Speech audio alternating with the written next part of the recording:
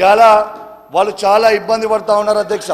దయచేసి ఇలా ఆటో డ్రైవర్లకి మద్దతుగానే ఇలా ఈ కాకి డ్రెస్ వేసుకొని ఉన్నా మీరు మద్దతుగా లేకపోయినా ఇలా కేసీఆర్ గారి నాయకత్వంలో బీఆర్ఎస్ పార్టీ ప్రతి ఆటో డ్రైవర్ కుటుంబానికి అండగా ఉంటామని సభా సాక్షిగా చెప్తా ఉన్నాను అధ్యక్ష. దీంతో పాటు అధ్యక్ష ఎన్ని ఇబ్బందులు అవుతా ఉన్నాయంటే అధ్యక్ష దాదాపు 59 మంది ఆటో డ్రైవర్లు ఆత్మహత్య చేసుకున్నారు అధ్యక్ష. ఈ ఆత్మహత్యలు చేసుకున్నారు. దీంట్లో కరీంనగర్ జిల్లాలో కనీసం 6 ట్రాన్స్పోర్ట్ మినిస్టర్ గారు ఉన్న జిల్లాలోనే 6 ఆత్మహత్యలు చేసుకున్నారు అధ్యక్ష. ఇవి వాస్తవంగా కావాలంటే ఈ రిపోర్టు మీ ద్వారా పంపుతానని చెప్పి తెలియజేస్తా ఉన్నాను అధ్యక్ష. ఒక దిక్కు వాళ్ళే బస్సులు పెంచాలంటారు. పల్లెటూర్లలో వాస్తవానికి చాలా గ్రామాలలో ఇంటర్నల్గా ఆటోలు నడుస్తున్నాయి, కానీ దూరం గ్రామాలలో నుంచే బస్సులు నడుస్తాయి. హైదరాబాద్కు, వరంగల్కు, లేదా ఇట్లా దూర ప్రాంతాలకు. సరే, ఏదైనా సిటీలలో కొంచెం ఇబ్బంది ఉండొచ్చు. అది కూడా మా మేనిఫెస్టోలో పెట్టిన ప్రకారంగా మేము టైం తీసుకొని చేస్తాం. కానీ ఆటోల కోసమే నేను పుట్టిన ఆటోలే అంటారు. మళ్ళీ మీరే బస్సులు పెంచండి అని మీరే అంటారు. బస్సులు పెంచిన తర్వాత మరి ఆయనతో ఒక్క ఆటో కూడా నడిచే పరిస్థితి ఉండదు కదా. మరి మీరు అసలు మీ వైఖరి ఏందో స్పష్టం చేయండి. మొత్తం ఆటోలను క్లోజ్ చేయాలనుకుంటే బాగా గల్లీకి ఒక బస్సు పెంచండి అని అట్లనన్నా మాట్లాడండి. మినీ బస్సులు పెంచండి అని కూడా ఇందాక అన్నారు. మరి మినీ బస్సులు కూడా పెంచాలా అది కూడా చెప్పండి. కాబట్టి ఆటో వాళ్ళని రెచ్చగొట్టడము, ఇతరులను రెచ్చగొట్టడం కాకుండా మరి మహిళలకు ఏది ఇవ్వద్దా? మహిళలకు ఫ్రీ బస్ ఇవ్వడం మూలంగా మీకు నష్టం ఏమొచ్చింది? ఇవాళ మీరు ఇస్తాం ఇచ్చిన ప్రతి మాట నిలబెట్టుకుంటాం. అది కాంగ్రెస్ వైఖరి. కాంగ్రెస్ ఖచ్చితంగా మడమ తిప్పకుండా, మాట తప్పకుండా ఇచ్చిన మాట నిలబెట్టుకుంటాం. కానీ ఒకరోజు బస్సులు పెట్టండి అంటారు, ఒకరోజు సపోర్ట్ అంటారు, ఒకరోజు ఆటో వాళ్ళని రెచ్చగొడతామంటారు. ఆటో వాళ్ళకు మీ హయాంలో మరి ఫ్రీ ఇన్సూరెన్స్, అదేవిధంగా రోడ్డు మీద ఫ్రీగా తిరగడానికి కావలసినటువంటి ఫెసిలిటీసు అవన్నీ ఎందుకు మీరు సహకరించలేదని నేను అడుగుతా ఉన్నా. కాబట్టి రెచ్చగొట్టే మాటలు కాకుండా వాళ్ళ సమస్యలు ఏమైనా ఉంటే మాట్లాడితే బాగుంటుంది. అదేవిధంగా బస్సుల పట్ల మీ వైఖరి కూడా స్పష్టం చేయండి. ఫ్రీ బస్ పెట్టాలా వద్దా? పెట్టడం మూలంగా ఎందుకు కడుపు మండుతుంది? ఇవాళ మరి గవర్నమెంట్ హాస్పిటల్స్లలో కూడా ఫెసిలిటీస్ పెంచుతున్నాం, దాంతో ప్రైవేట్ హాస్పిటల్స్ నడవకుండా అయిపోయే పరిస్థితి వస్తుంది. అప్పుడు కూడా బాధపడతారా ప్రైవేట్ హాస్పిటళ్ళ కోసం? అదేవిధంగా మీ లెక్క ఇవాళ కొంతమందికే రైతు బంధు ఇచ్చి పేదోళ్లకు కడుపు కొట్టినట్టు కాదు, పేదోళ్ళను కూడా ఆదుకునే ప్రభుత్వము, అన్ని వర్గాలను ఆదుకునే ప్రభుత్వం కాంగ్రెస్ ప్రభుత్వం. కాబట్టి పదే ద్వంద్వ వైఖరి మాట్లాడకండి, ఒకటే వైఖరి చెప్పండి. మీ వైఖరి బస్సుల విషయంలో ఏంటిదో గది ఒక్కటి చెప్పండి.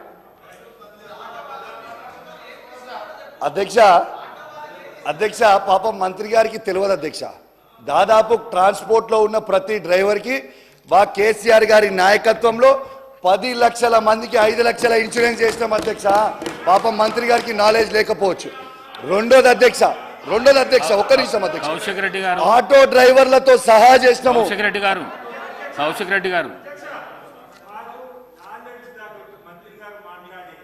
అడిగితే దానికి వివరణ నాలెడ్జ్ లేదంటే ఏంటి అధ్యక్ష వారు మాట్లాడేది? మహిళా మంత్రి అంటే ఇంత చులకనగా మాట్లాడితే ఎట్లా అధ్యక్ష? మా మంత్రి గారు ఏమన్నారు?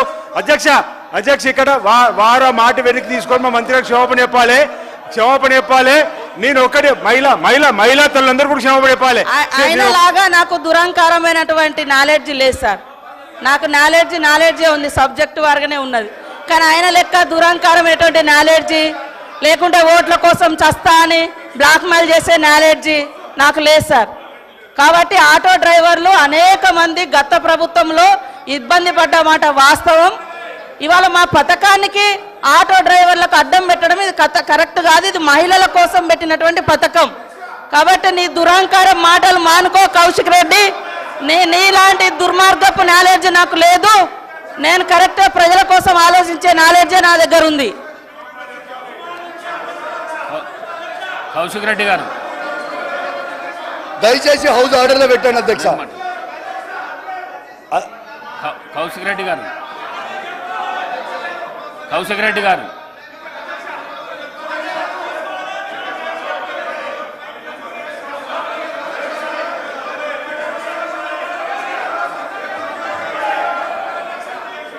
కౌశిక్ రెడ్డి గారు కౌశిక్ రెడ్డి గారు కౌశిక్ రెడ్డి గారు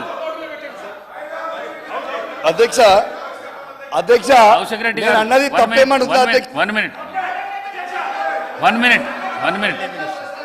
వన్ మినిట్ నేను కొత్త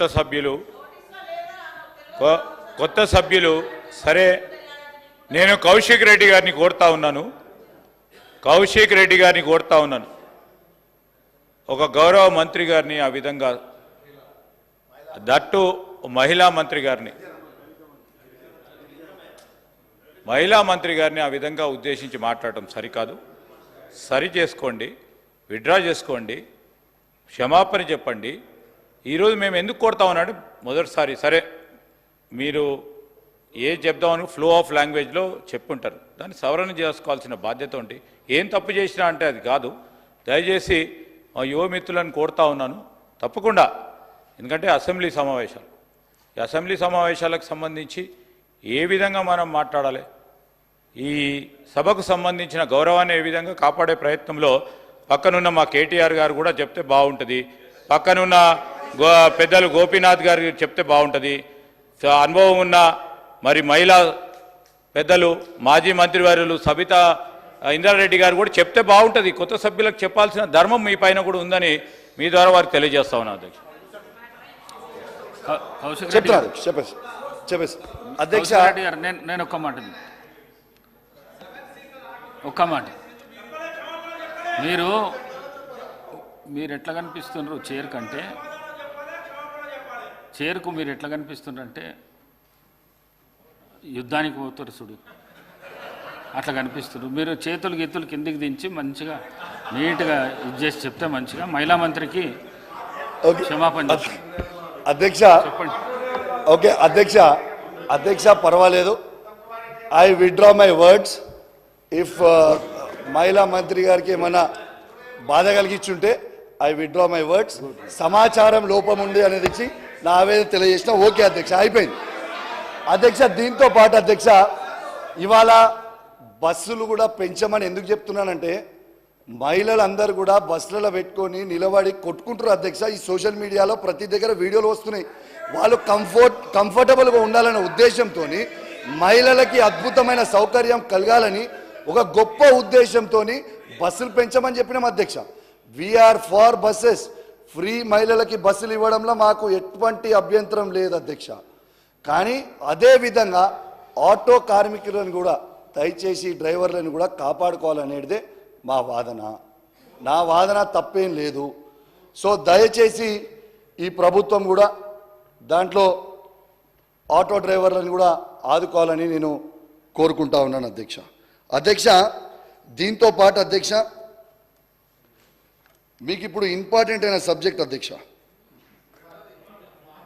auto fair automatic fair collection అనేది, ఆటోమేటిక్ ఫేర్ కలెక్షన్ సిస్టమ్ అనేది ఆన్లైన్ టెండర్ చేయకుండా ఆఫ్లైన్ టెండర్ చేసి దాన్ని ఒక సంస్థకి చలో మొబిలిటీ ప్రైవేట్ లిమిటెడ్ అనే సంస్థకి ఇచ్చిండ్రు అధ్యక్ష. నేను అడిగేది ఒక్కటే అధ్యక్ష, దీంట్లో 15/6/2024 రోజు మా బీఆర్ఎస్ పార్టీ ఆఫీస్ నుంచి కొందరు నాయకులు దీని మీద ప్రశ్నించారు అధ్యక్ష. ప్రశ్నిస్తే 16/6/2024కి ఆర్టీసీ నుంచి రిప్లై వచ్చింది అధ్యక్ష. ఏమని రిప్లై ఇచ్చారు అధ్యక్ష? వాళ్ళ పిఆర్ఓ నుంచి 11/1/2024 అధ్యక్ష వీళ్ళు టెండర్లు కాల్ఫాల్ చేసినాం, కానీ పార్టిసిపేట్ అయినరు. పార్టిసిపేట్ అయిన తర్వాత 29/2/2024కి ఆ రోజు క్యాన్సిల్ చేసినాం ఈ టెండర్లు ఓపెన్ చేయకుండా అని చెప్పింది అధ్యక్ష. అసలు ఏ కంపెనీలు పార్టిసిపేట్ అయినాయి, టెండర్ ఎందుకు కాల్ ఫార్ చేసిర్రు, ఎందుకు క్యాన్సిల్ చేయాల్సి వచ్చింది అనేది మేము అడుగుతా ఉన్నాం అధ్యక్ష. దీంతో పాటు అధ్యక్ష అదే రోజు ఏం చేసిర్రు అధ్యక్ష, ఇదే దాంట్లో కింద పేరాలో వాళ్ళు ఇచ్చిర్రు అధ్యక్ష. ఈ స్టడీ టూర్కి బీహార్కి, అస్సాంకి, ఇండోర్కి, జబల్పూర్కి పోయి వచ్చిర్రు మా వాళ్ళు అని చెప్పి అదే కింద పేరాల ఇచ్చిర్రు అధ్యక్ష. స్టడీ సర్వేకి ఇచ్చిన తర్వాత ఏమైంది అధ్యక్ష, వీళ్ళ 4/3/2024 అధ్యక్ష వీళ్ళు ప్రపోజల్ పంపించిర్రు 4/3/2024కి నెగోషియేషన్స్ కూడా అయిపోయినాయి అధ్యక్ష. అంటే కేవలం 3 రోజులే ఉన్నాయి అధ్యక్ష. మధ్యలో 3 రోజులు ఉంటే అధ్యక్ష, ఈ 3 రోజులలోనే వీళ్ళు ఇన్ని స్టేట్లు తిరిగి రావస్తుంది అధ్యక్ష. 3 రోజులల్లా ఇన్ని స్టేట్లు 4-5 స్టేట్లు తిరిగి రావచ్చా? వీళ్ళేమన్నా అల్లావుద్దీన్ అద్భుత దీపం అరే ఆవిడది ఎందుకు? వీళ్ళేమన్నా అల్లావుద్దీన్ అద్భుత దీపంని వాడుతున్నారు అధ్యక్ష? ఎట్లా పోతారు అధ్యక్ష? ఒక్కసారి మీరు ఆలోచన చేయండి. దాని తర్వాత అధ్యక్ష, ఆర్టీఐ యాక్ట్లో మా మిత్రుడు అడిగిన అధ్యక్ష, various study reports conducted by the corporation, name and designation of the study committee members, places, sites, travel, itinerary of travelled places అని ఇట్లాంటి అన్ని ఆర్టీఐ యాక్ట్లో అడిగారు అధ్యక్ష. అడిగిన తర్వాత దాని రిప్లై ఏమొస్తుంది అధ్యక్ష? దాని reply, the requested information doesn't fall with in my jurisdiction అని ఆర్టీసీ రిప్లై ఇస్తుంది అధ్యక్ష. మరి దానికంటే ముందు అధ్యక్ష, వాళ్ళ రిపోర్ట్లోనే మీరు చూడొచ్చు అధ్యక్ష. దీంట్లో వాళ్ళు రిలీజ్ చేసిన పేజ్లోనే అధ్యక్ష, ఈ లాస్ట్ పారాలో ఏమని చెప్పారు అధ్యక్ష? లాస్ట్ పారాలో ఇది మంత్రి గారికి కానీ ఈ ప్రభుత్వం కానీ ఎలాంటి సంబంధం లేదు, బోర్డు చేసిందని చెప్పిండ్రు ఆర్టీసీది. మరి ప్రభుత్వం దగ్గర సమాచారం లేదు, టీఎస్ఆర్టీసీ దగ్గర సమాచారం లేకపోతే మరి ఎవరి దగ్గర ఎవరు కట్టబెట్టినట్టు అధ్యక్ష? దీంతో పాటు ఈ చలో మొబిలిటీ ప్రైవేట్ లిమిటెడ్ డైలీ 30 లక్షల టికెట్లు అమ్ముడు పోతాయి అధ్యక్ష. ఈ 30 లక్షల టికెట్ల మీద ఆ కంపెనీకి కమిషన్లు వస్తాయి అధ్యక్ష. వీళ్ళు అందాజా 30 లక్షలని వేసిరు అధ్యక్ష. ఒకసారి 65 లక్షలు కూడా టికెట్లు అమ్ముడు పోతాయని చెప్పి దీంట్లో ఓ పేపర్ల ప్రధాన పత్రికల వచ్చింది అధ్యక్ష. అంటే ఈ వచ్చే కమిషను ఎవరి జేబులకి పోతుంది అనేది ఖచ్చితంగా జవాబు చెప్పాల్సిన అవసరం ఉంది.